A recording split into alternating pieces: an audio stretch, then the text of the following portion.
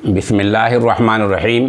साथियों, आज जो उत्तर प्रदेश सरकार ने इबादतगाह खोलने के ताल्लुक़ से और वहाँ 5 आदमी जाने के बारे में गाइडलाइन जारी की है, उसके बारे में दारुल देवबंद के मोहतिम ने एक बयान जारी किया है और दूसरा बयान जमात उलमा हिंद के कौमी सदर मौलाना सैयद अरशद मदनी ने जारी किया है।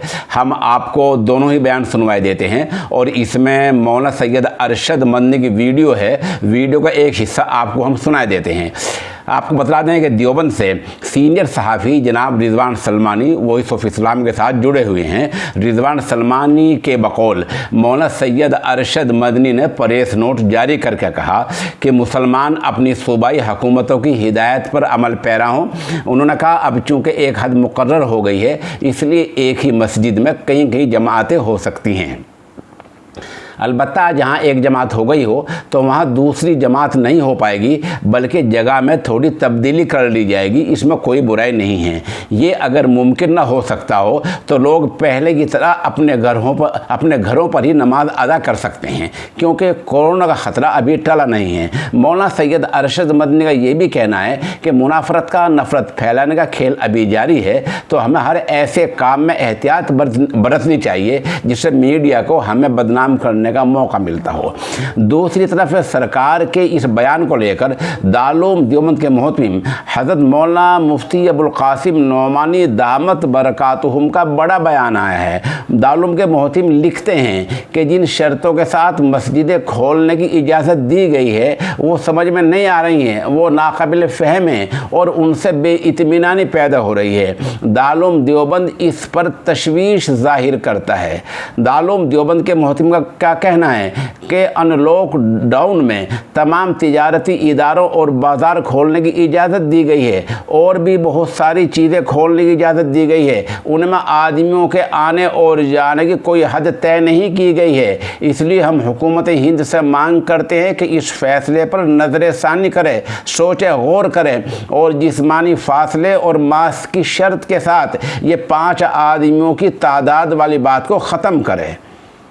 ये दोनों बयान बज़ाहिर अलग अलग मालूम हो रहे हैं, लेकिन हम आपको बतला दें कि दोनों बड़े बुज़ुर्ग हैं। दोनों का बयान अपनी जगह बिल्कुल दुरुस्त हैं। ये ऐसा ही है जैसे कि एक मंजिल की तरफ जाने के लिए 2 रास्ते हों, एक के पेश नज़र दूसरे तिजारती इदारे हैं और दूसरे के पेश नज़र मुस्लिम समाज की वो बेएहतियाती है जिसकी वजह से मीडिया को हमें बदनाम करने का मौका मिलता है। इसलिए दोनों ही बयान बिल्कुल सही हैं, इसमें कोई तज़ाद कोई ऐसी बात नहीं है। इसी के साथ हम आपको बतला दें कि दारुल हुकूमत दिल्ली में और बिहार में आज नमाज़ों में क्या हुआ है। दिल्ली से एक इत्तला में बताया गया है कि 75 दिनों के बाद आज आम मुसलमान मस्जिदों में पहुंचा। चुनाचे दारुल हुकूमत दिल्ली की शाही जामा मस्जिद में जिस्मानी फासले के साथ तकरीबन 200 लोगों ने ज़ोहर की नमाज अदा की। इस तरह शाहीन बाग की मस्जिद तय्यब में तकरीबन 70 लोगों ने नमाज ज़ोहर अदा की और जहाँ बूढ़ों और बच्चों को आने से सख्त मना कर दिया गया था।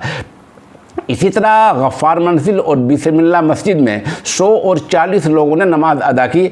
पटना से इत्तला है कि 20 लोगों ने नमाज अदा की। इस तरह तकरीबन पूरे मुल्क में हुआ है।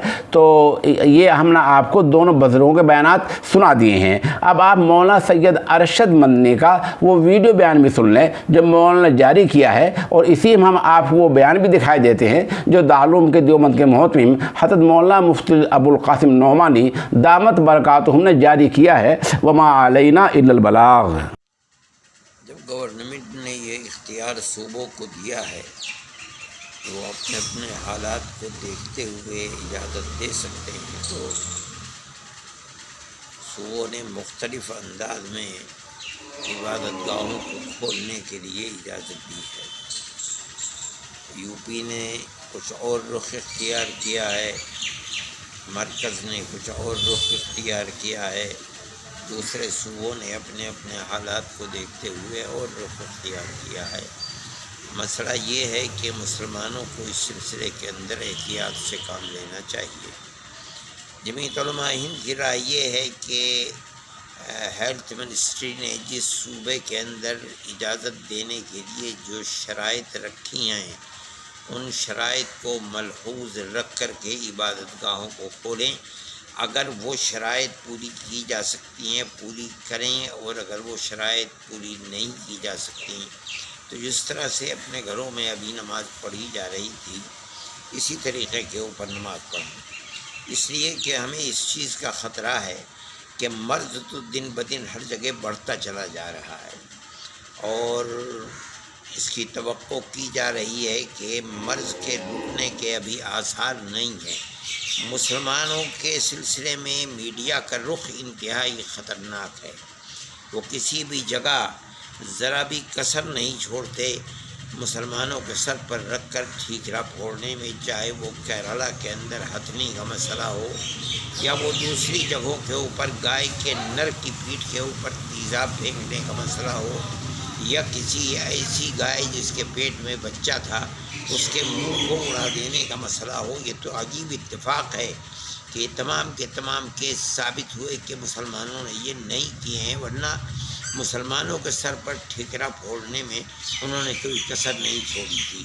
اگر خدا نخواستہ گائیڈ لائن جو دی ہے ہیلتھ منسٹری نے کسی بھی صوبے کے اندر، اس کے خلاف اگر کوئی کام کیا گیا تو اس کا خطرہ ہے کہ یہ میڈیا پھر یہ ٹھیکرا سر کے اوپر پھوڑنے لگے گا، حالانکہ کرونا کا جو پھیلاؤ ہو رہا ہے اس سے اس کا کوئی تعلق نہیں ہوگا۔